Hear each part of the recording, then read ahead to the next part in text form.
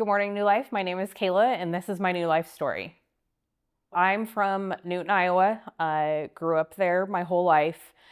I was adopted when I was a kid by my stepdad. My mom was in and out of mine and my brother's life a lot. She was an addict, so that was really hard. Our parents did the best that they could. I grew up in the church, wanted to be a missionary when I was a kid, actually. Absolutely loved Jesus. Couldn't think of anybody better to be in love with, actually.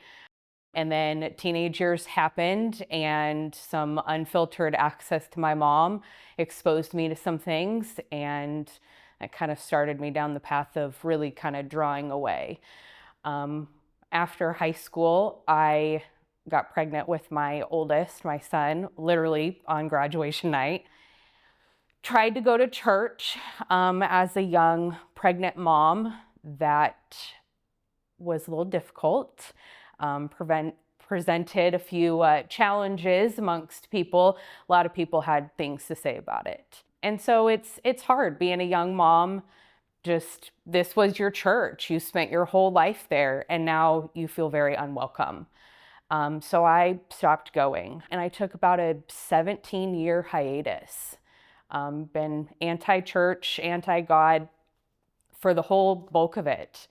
During those 18 years, I was in 3 different abusive relationships that coursed over the span of about 12 years. Also during that time, I had battled a couple addictions as well that I overcame. I met my husband, and we proceeded to go live a pretty fast and crazy life, being in a motorcycle club.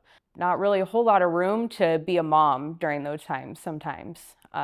So there's a lot of guilt that I hold right now with that. During the last probably 10 years, pretty much doing anything that I could think of sin-wise, just living for the flesh. Drinking a lot, partying a lot, lying, all the things.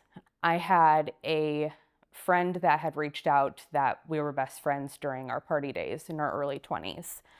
And I read her the right act. Don't talk to me. I don't know why you're reaching out.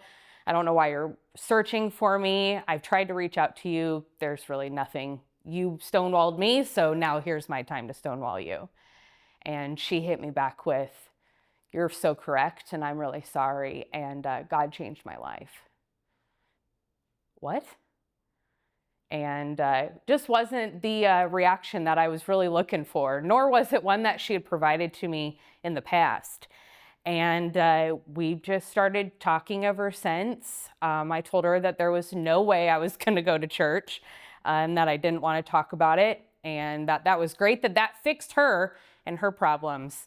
But I had lost my mom really young, and I prayed that he would take her addictions away. I just didn't know that her passing would be the way that he healed her.